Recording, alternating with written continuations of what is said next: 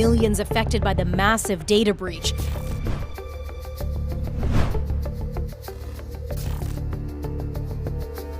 Fake news is in the top 3 items that every country that I want to speak to has on their agenda.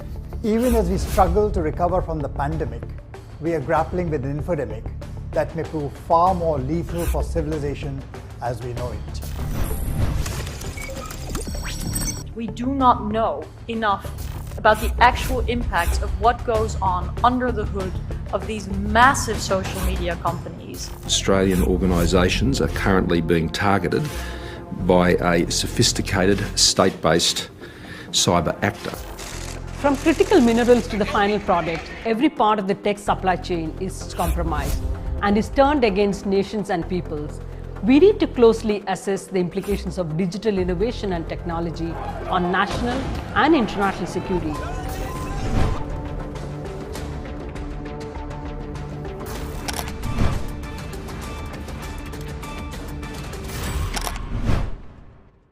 A lot of what we believe to be consensus in our societies turns out not to be as consensual as we thought. Multilateral cooperation is key to solving major international challenges. There's just one problem. Multilateralism isn't working. The World Health Organization whitewashed the Chinese government's early handling of the crisis. Make the Quad a force for global good. It's also the first multilateral summit that I've had the opportunity to host as president.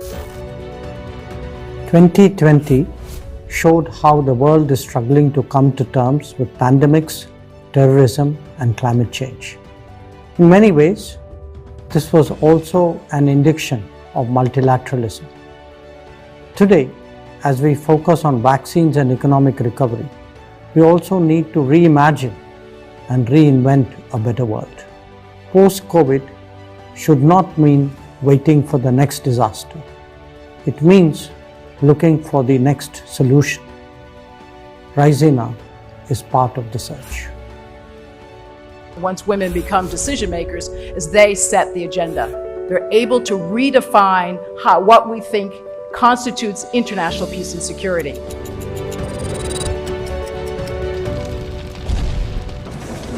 Climate change is visible, changing the ground beneath our feet. There is an argument that says that's just a plan, what we need is action. Astonishing that there will be trillions of dollars spent.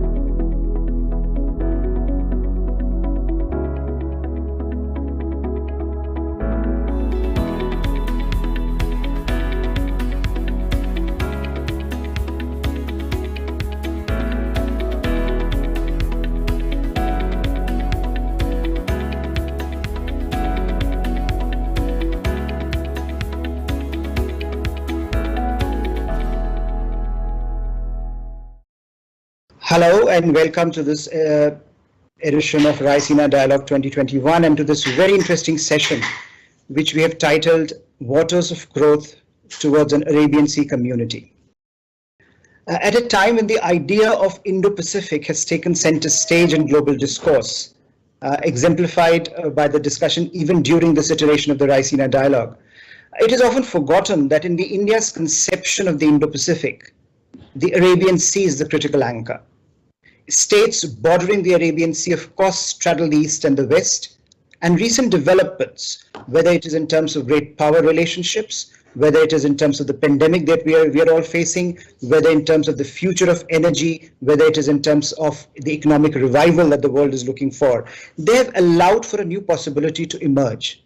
One that envisions a new role for the region, of new partnerships, of new engagements, of new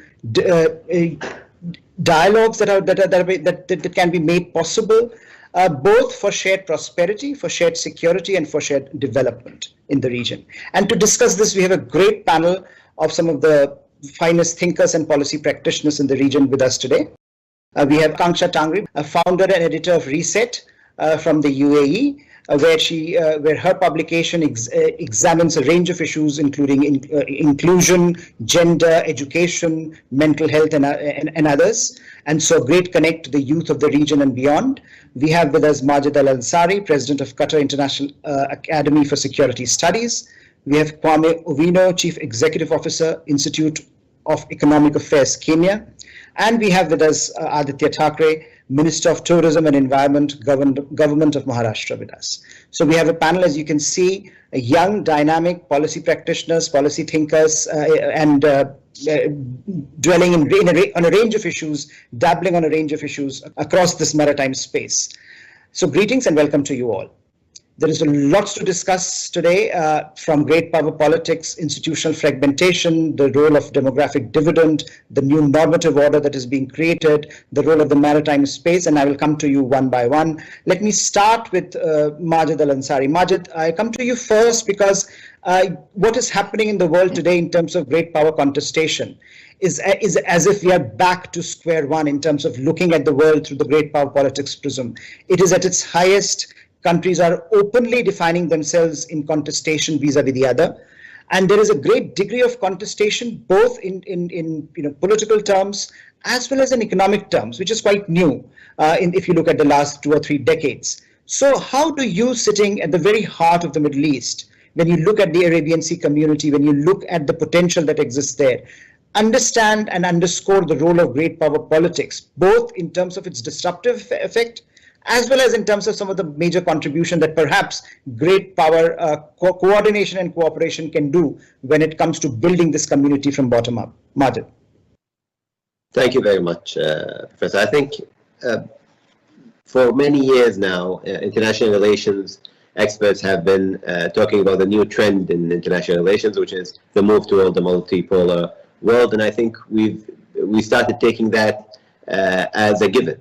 We don't even consider, a resurgence or reemergence of a bipolar world in a different capacity than it was before. And for that reason, we've always been talking about the new emerging powers, the middle powers, and how that is affecting the global south, and how the global south is supposed to rise again as a different, in a different power mechanism. But what we have seen for the past couple of years, as you have rightly pointed in your question, is a resurgence of great power's role in the region in a different capacity than it used to be in the past couple of decades. Since the 1990s, we've seen the unipolarity of the United States hegemonize international relations in a way that created some kind of order around global, regional, and local disputes, with all middle powers basically either trying to fend off US influence or attempting to bring in the US into regional and local disputes. What we are seeing now is a different mechanism, whereby the United States is fending off the expansion in the void it has created in the past 10 years. Since the beginning of this, since 2010, we have seen how the United States have, at least in the Middle East context and in the Arabian Sea context, have started pulling out from the major conflicts in the region.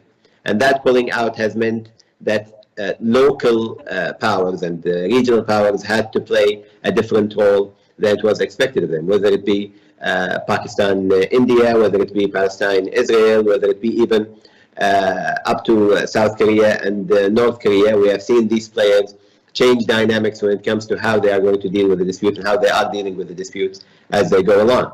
And this created many more disputes, post the Arab Spring, for example, in the Arab world, the Iranian GCC schism, and the GCC rift that took place in 2017. In all these crises, the United States took a back seat, almost in comparison to its usual role in the region, where all these powers would actually go back to the US one way or the other, positively or negatively, to end or to mitigate the conflict. In our part of the world now, one reality which we need to discuss is how long can this part of the world be considered the break between East and West, and the connection between East and West? And what does that mean for the long-term alliances of the countries of this region? Sadly, since the inception of the statehood in this part of the world, starting with the 1940s in India to the east and ending with the 1970s in the GCC region, we have seen these states being either dependent fully on external powers or at least uncooperative with its direct surroundings. So if we are talking about India, Iran, Pakistan, the GCC states, Yemen, Iraq, we are looking at countries that at most did not work together towards a common goal unless they were faced with a common threat. What we are seeing in the next phase now is that the common threat that, for example, Iran meant for the GCC, and the common threat that kind of mitigated the presence of different international players in the region, it's changing very rapidly, and countries in this region are having to look inwards towards solutions to their issues and to their crises. In the GCC issue, for example, the GCC rift, we have seen that the United States was unable to mitigate the crisis, unable to help end the crisis, and that the regional players were in a bit of a dismay in what to do with this crisis. Iran was trying to make use of it, Iraq was trying to stay out of it, Turkey was making use of it, and even countries like India and Pakistan participated fully in some kind of talks one way or the other to try to find an end to the crisis. What this means is that now we have to start talking about a community in this part of the world that reflects better the interests of the countries of this region without looking only at international powers and at global superpowers as the policemen of the region. We have seen this now starting to happen during the past couple of years. However, I'm not very optimistic that the countries of in this region actually can work together for many reasons.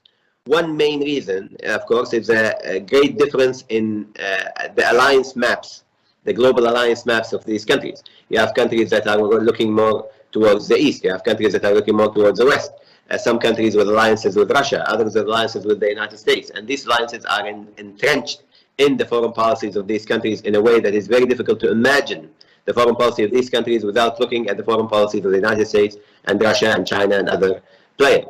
Also, the sheer difference in size between these two countries. You cannot compare a country like Qatar, for example, to a mega state like India.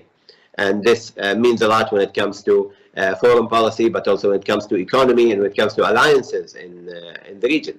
There is not a good balance between these states when it comes to size and geopolitical influence for them to act as, in common ground, as equals in a general setting. So it's a bit different, for example, than the situation in Europe, where you had at least 3 or 4 states that are the main drivers of European unity, the main drivers of European foreign policy, and other states following according to their alliances within the framework of these 3 or 4 or 5 big states.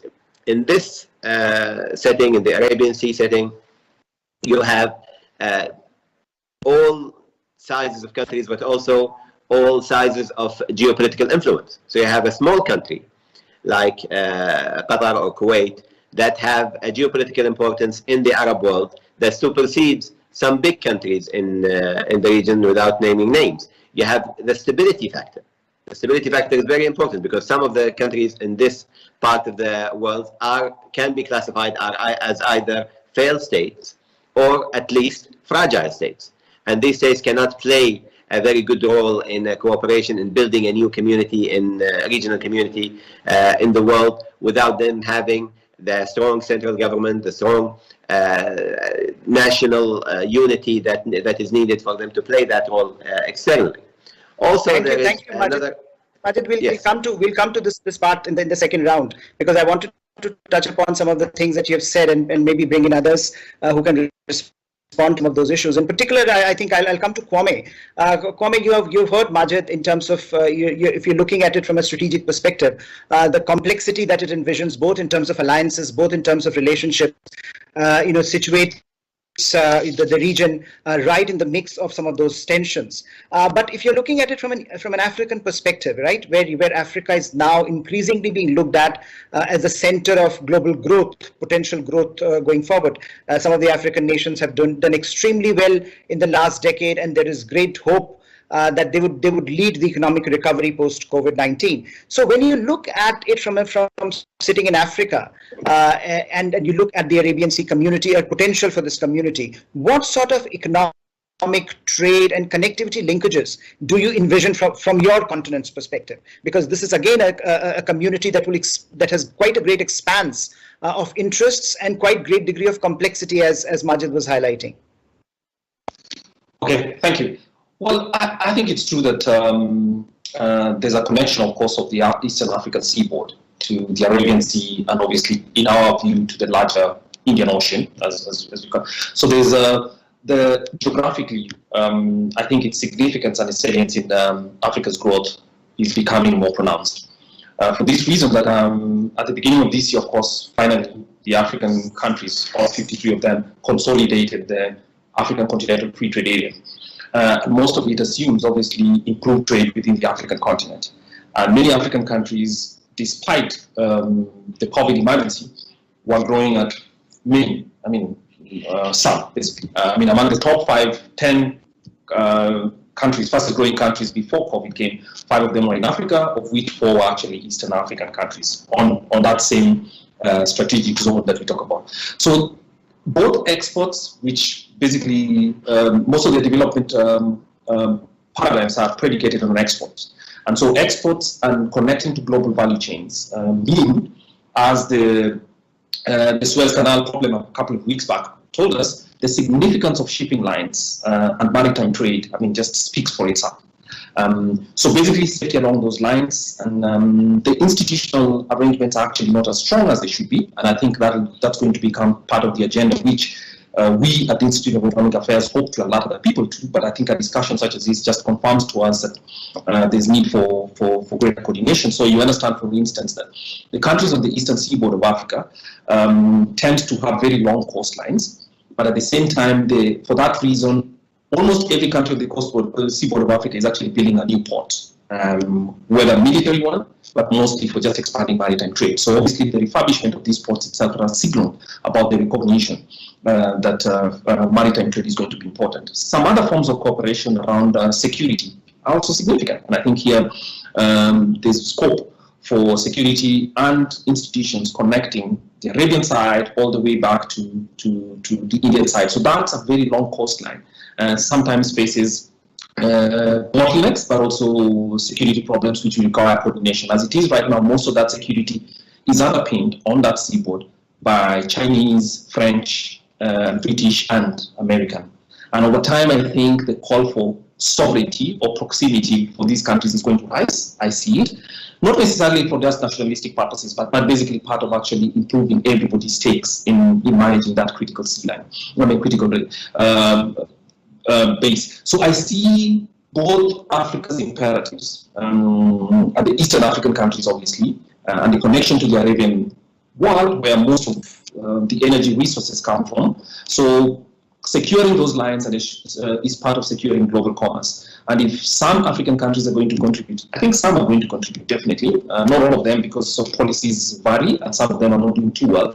Then it necessarily means that this seaboard is going to actually have a great expansion in trade, volumes of travel, obviously sea safety, and all those other things are all going to come together. So a lot of things are coming together in a way that suggests that, yes, I think the Arabian Peninsula, the Arabian Sea, part of the Indian Ocean, and obviously the East African seaboard would have to need some coordination around international institutions, building local capacity, but at the same time, the significance to global trade is going to rise markedly. Yeah, thank you. Excellent, Kwame, and I would take this opportunity to bring Akanksha in. Akanksha, you heard both of these gentlemen, and they have, in their own ways, talked about connectivities, linkages, capacity building, and institutionalization. And so I have 2 sets of questions for you, since your work is on gender, education, inclusion, and issues of mental health. How do you see 2 things? One, how do you see Industry 4.0 challenging us to understand this differently, to understand the requirements of contemporary youth differently? And how do we bring youth of today into this conversation?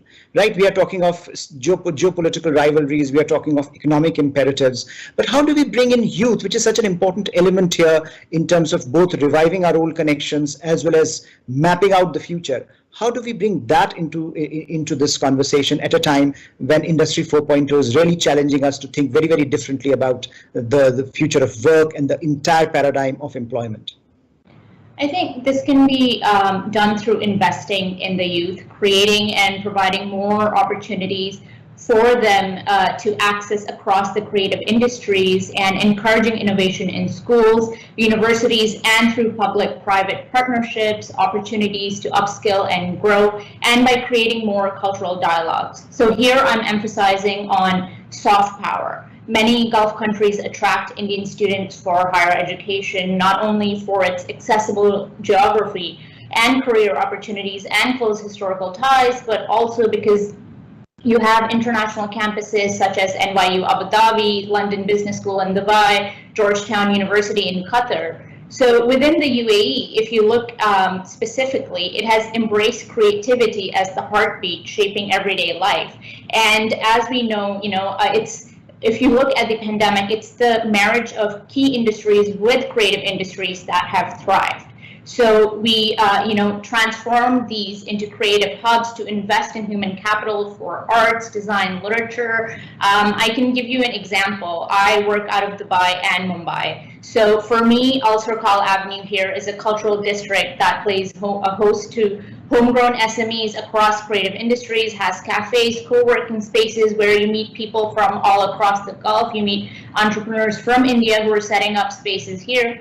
When I go out to work in Mumbai, I know that I'm going to be working out of Kalagora, or I'm going to go to the Ministry of New or Soho House. And the people I meet there, the young Indians I meet there, they have so much in common with the diaspora here, with the Arab youth here. And let's not forget that this part of the world has the largest youth population, and they want change, and they want access to opportunities, and they want their leaders to deliver it across quality education, access to capital, prioritizing well-being, if you look at the pandemic. So I think for while the other two panelists have talked about economic and other ties, I'm going to still emphasize on soft power, because soft power does lead to then more tourism, more trade, more other partnerships on the economic front as well.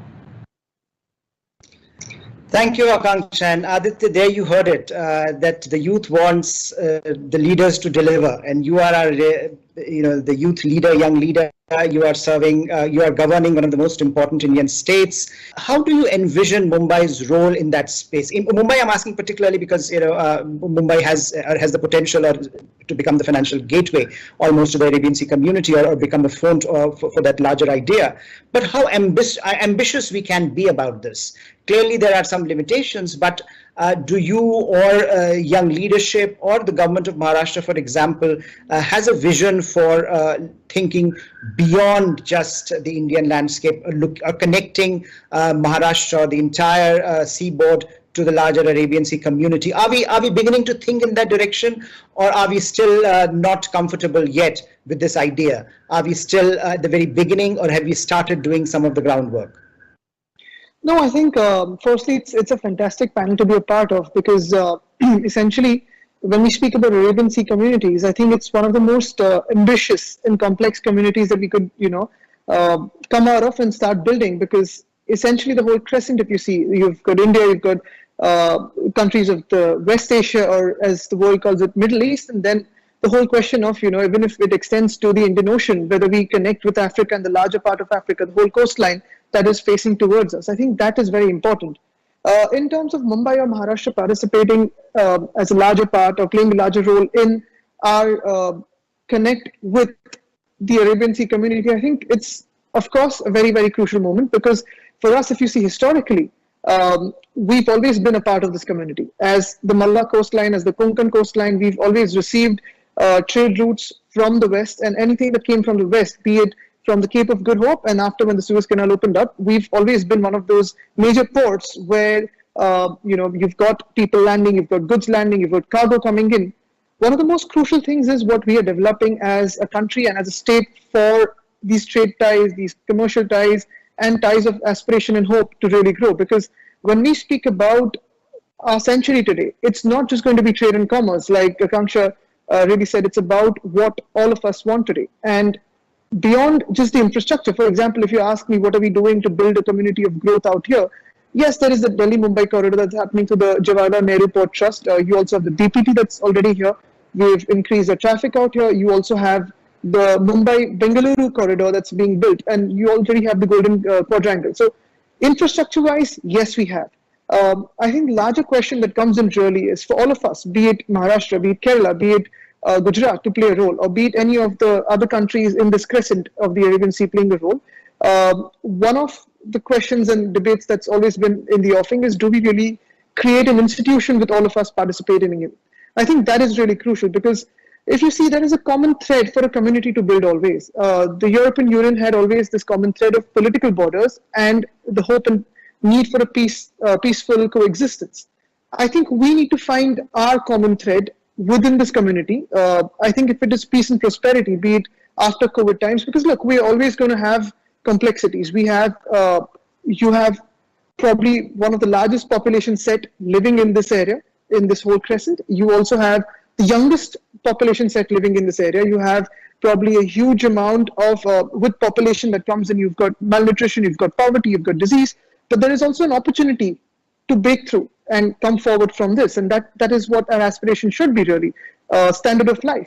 What is really going to be also a challenge moving further, and I'm going to say challenge because, of course I could pitch in something only hopeful, but I think we also need to see where we're stepping into and then move further, and we must move further. Essentially, when we look at our history, we've had proper empires out here, huge empires really at the peak of their glory. That sort of builds a sense of pride, hubris. That is somewhere we need to, build on our past, which we shared and not which divided us. We also have the birthplace of so many religions out here. How do we coexist? How do we build on further? I think how do we take the best from all of it is what is needed, and a better understanding of each other, because all of us, as this whole crescent that we have different political systems, have different cultures of living, and have different judicial systems, different regulations. Now, what is really crucial out here, like in the NATO, you have a defense security that is really common to us. For this entire region, be it for Maharashtra, be it for Gujarat, be it for Qatar, be it for UAE, I think, or even for Kenya, I think what will be really essential to get into, any age of peace and prosperity would be energy security, food security, and how we give dignity to a life, to the citizens of a life. I think, the life of our citizens that live in our countries, I think that is really important. And that is where all of us as leading states, leading cities, be it financial capitals, capitals of transport, tourism, industry, trade, commerce, health, education, all of us can come together through a certain mechanism and put this going.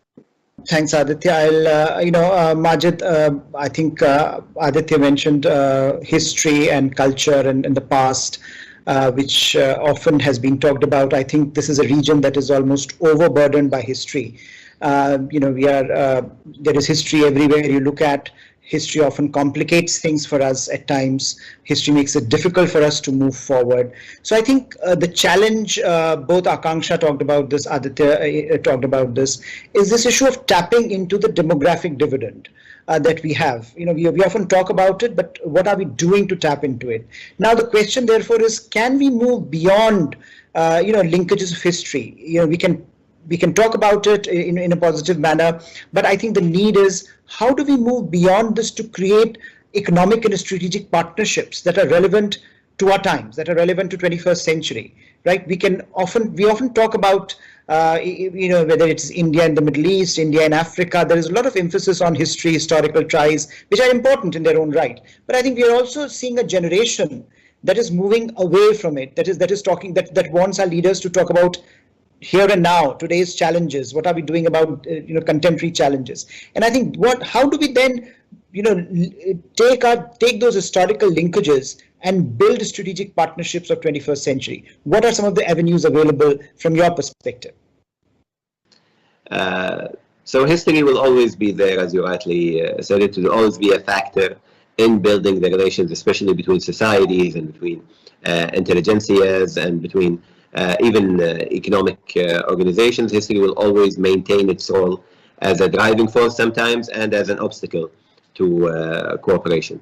However, I think it's very important in this time and with the changes, geopolitical and global changes that are going on around us, is to consider how can the countries in this part of the world come together, not from the perspective of religion, culture, and history alone, but from the perspective of very pragmatic, security-based economic relations that are based on protecting the states and the maritime movement to make sure that our livelihoods in this part of the world are not tarnished by historical conflicts, by political conflicts, or by regional conflicts. One very important realization we need to have is that mostly all the countries in the surrounding the Arabian Sea are almost fully dependent on the maritime trade one way or the other. When it comes to the GCC countries, it's exporting our raw materials. Same could go for Kenya and Somalia and the African countries. For maritime trade for India and Pakistan is very important in their economic national models. And therefore, the need to protect maritime trade, the need to protect this sea, basically, and our ports in it, and to make it work together rather than compete against each other in a way that would make us the center of international maritime trade, is very important in developing our states further. And there are a lot of issues that we need to handle together. No one state can tackle these issues on its own. Piracy, for example, terrorism in the sea, the environmental issues regarding maritime trade, and the logistics of maritime trade, the ports and the receiving end locations. All these issues can only be tackled if there is a genuine interest in making it a full circle, a full supply chain, a circle that would make sure that all of the interests of the countries involved will happen. I don't think it would be difficult for these countries to sit down together on a governmental and non-governmental level and to identify the main security threats that we face together in this, in this sea, and how we can tackle them politically, economically, and even socially and culturally, in a way to make sure that we have the best interest of our countries at heart. Another issue here is I want to touch again on the cultural side of it. These countries are mostly traditional. They are the birthplace of many religions and are conservative in many respects when it comes to social settings. And they house, as our colleague rightly mentioned, one of the biggest populations of youth in the world. And these factors need to work together, because we as countries and as societies and as individuals, we need to work together in a way to make sure that this is a reason for us to come together. We are a traditional hub internationally that is full of youth and young people. We need to make sure that there is no traction between these two attributes, but also that internationally we speak with one voice when it comes to the virtues of conservatism, if needed, and the virtues of youthful societies and how they are to operate in today's world. Yeah, very, very important point, and I'll ask Akanksha to respond to it. But before I go to Akanksha, Kwame, we have just talked about geopolitics, and you had touched upon earlier in your intervention on how the economic linkages have to be remodeled given the contemporary times. The question that I had for you was, we are looking at a period of great economic uncertainty. And there is rising protectionism, there is economic nationalism which is growing across the world. In fact, what is interesting is that those countries that at one point used to be champions of globalization are now cautioning us against globalization. So the question, for a continent like Africa, for African nations, and for Asian countries and countries in the Middle East, which have benefited from economic interdependence and economic globalization, can we look at a possibility where African nations and others will push back against this anti-globalization narrative, because clearly that is not in their interest, but there's a certain developed world ideology that is taking over. Do we have it in us? Can we create those institutional frameworks to do that? Or should we be doing that? I mean, there is a possibility perhaps that we are also looking at ourselves, we are looking at more and more inwards. Is that possibility going to come and reshape the way we engage with the global economic order? But I think I asked this question to you in particular because Africa is, as we discussed in our last intervention, Africa is going to play such an important role in crafting the global economic order. So what role do we see in this particular question as far as Africa is concerned, both in mobilizing African nations as well as in mobilizing the wider Arabian Sea community? All right, thanks. Hashim, you said a second time that Africa is going to determine the global economic order, and that will be seen by history. I think over time it will be, it's an empirical question. However, for Africa to determine that order means it would have to be a continent with with a diplomatic ethos that actually encourage global cooperation. And it's not the same for all 54 African countries. I think the domestic politics in many countries have some people who actually want to push back for whatever reasons. And you're right as well that the global shock has led to there is the currency of the idea that self-sufficiency is necessarily an important one. I think the pushback came from the fact that the African Continental Free Trade Area, which has just been published, just been entered into and been a plan over a long time, for decades, suggests that this continent is prepared for that.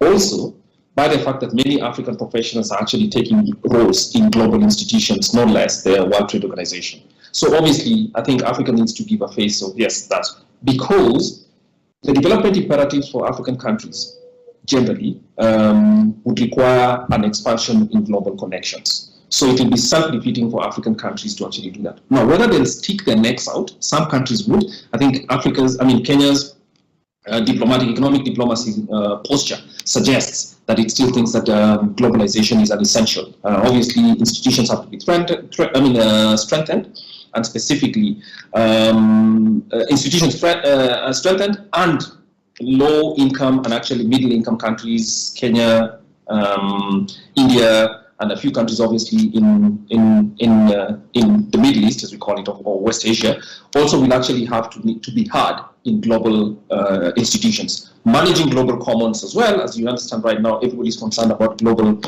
warming and obviously what it means, climate change, and what it means for international relations. So bringing an agenda, I think, is important, and it will have to be a change in posture beyond just simply. For a long time, many African countries and developing countries had the view that they were obstructionist, which is you go to global institutions and all you do is say, look, we don't like this, but without an alternative agenda. So developing an alternative agenda and placing it globally for everybody to dissect and actually see what comes in and what the real connections, the real concerns of individual countries would be a positive thing for me. So my thinking is it's a mixed picture so far. Some countries would do that well. Other countries, for domestic policy reasons, obviously. In domestic politics, blaming foreigners always works, right? If there's a shock, blaming foreigners is useful because then it allows people to rally with each other. But I think Africa's youth, if I may speak for them, have the view that posturing globally is one of the things that their governments should do, even if, of course, there's also expectations that governments will have to do more. So I am very, very hopeful. I'm extremely hopeful that the crescent that we're talking about, from India coming down to Western Asia and all the way to the northeast and the eastern seaboard of Africa, will continue to actually support the strengthening of global institutions and obviously placing more people from developing countries in positions where they may influence that force going forward. Thanks. Thanks, Swami. You make an excellent point about leadership and narrative, because this has been also a problem when India started off. I mean, India was also seen this perpetual naysayer. It always says no, but where is an alternative? What is the alternative framework? And I think we have seen a transition happening where India is now saying that we are not only willing to say no and push back, but we are also willing to offer some alternatives. So I think eventually this will also be what Africa will have to do because of its own necessities. But I think that's an important point again that links this Arabian Sea community in terms of both being the naysayer and then offering an alternative, which I think the community as a whole will have to come up with alternatives. There is no alternative to offering alternatives, I would say, in that sense, given where the world is moving. But Akanksha, this point about youth has come up a lot, and you touched upon it, and Majid in his previous remarks touched upon culture. Cultural engagement and how important that is in terms of both revitalizing the conversation amongst disparate actors that may have different politics, different kinds of worldviews, but culturally they would seem more connected because there is a similar set of value systems perhaps that operates, and I think he touched upon some of them, and I think that would be important to consider for the Arabian Sea community as a whole. But when you are looking at it from your point of view, you have worked on this in this space for a while. It goes without saying that there is a need for greater cultural dialogue. But have we been able to create some of those institutions that cater to this dialogue? I mean, you said in your last intervention that there is a great degree of affinity, right, between what is happening to the Arab youth, and when you come to and work in Mumbai, for example, you see similar aspirations, similar reflections. But have you been able to mobilize them in a way that yields us some dividends? Or are we still not talking to each other in that landscape, in that cultural landscape, which perhaps connects us much more organically and which would allow this conversation to become much more bottom-up than top-down? So I know that the panelists before me talked about the youth and the challenges they face, but here again I'd like to reiterate that youth in the Arabian Sea community, the urban youth at least, are more similar than they are different. And recent research also reiterates that. Pew recently found that Gen Z aligns a lot more with millennials on their worldview, and the pandemic has further amplified their need to bring about positive change in their communities. And to your other point, Gulf countries and India share historically close ties, and there's always been a lot of synergies and overlap of interest between the youth. However, more emphasis on soft power is always welcome. I think it's about realizing the full potential of the relationship across all levels, from organic to the highest levels. There's no limit to which these ties can be strengthened, whether it's through youth exchanges, dialogues such as this one, more opportunities for collaboration through partnerships between universities and schools, through initiatives like the Youth Hub here in Dubai, which creates and offers an environment and access to resources for young people to innovate and network. I know that the Dharavi Dream Project in Mumbai does a lot of work on educating the youth on hip-hop, music, rap, and other skills that they can pick up. That's one opportunity that we can also tap into, and I think more collaboration between universities and schools, because that's definitely key. And as the pandemic has shown us, online schooling is the norm and is the future. So there's a lot more on that front that offers opportunities rather than challenges. And I can give you some examples of homegrown companies here in Dubai that are doing great work across the community. So Kareem, which was bought over by Uber, it's a ride-sharing app. It has launched in Pakistan and employs women drivers. It's also launching digital payments, which of course has implications on remittances. And then Noon.com is an e-commerce platform, and the CEO of that is a boy who grew up in Delhi and who is now one of the youth leaders here, and foremost entrepreneurs that is offering opportunities to youth across countries and ages. So I think, to give you an example, just this month, the UAE invited the world to share their views on how young people can contribute and implement sustainable development goals. So I think while work is being done, I don't think anyone will ever say that there's not a lot more to be done. And I think with the rest of the world going online now, it just gives us a lot more opportunities and makes it easier for us to collaborate. So Akanksha, if I can just ask you to respond very briefly. You know, there is a lot happening individually at an individual level, perhaps. But do we have institutional capability to handle this at the moment, pan region, or is it still being done bilaterally on an ad hoc basis at the moment? I think it is more. It is, I think, done on an ad hoc basis, from my understanding, but. Again, because the diaspora is so strong, particularly in the UAE, and we know, the close ties the UAE and India share and the leadership share, and I think there are exchanges that are done, and the Indian consulate, I know here, works closely to ensure that the community does have more cultural exchanges and more economic ties as well, which all translates into the same end goal at the end of the day. So Aaditya, over to you now for this last comment from the panel. We have touched upon so many issues, so many connections, so much potential, so many opportunities. Are we in India ready to tap into them? Are we, are we looking at the big picture as concretely and cohesively as, say, Majid, Kwame, and Akanksha have highlighted? They have all looked at their own domains, strategic, economic, cultural, and youth engagement.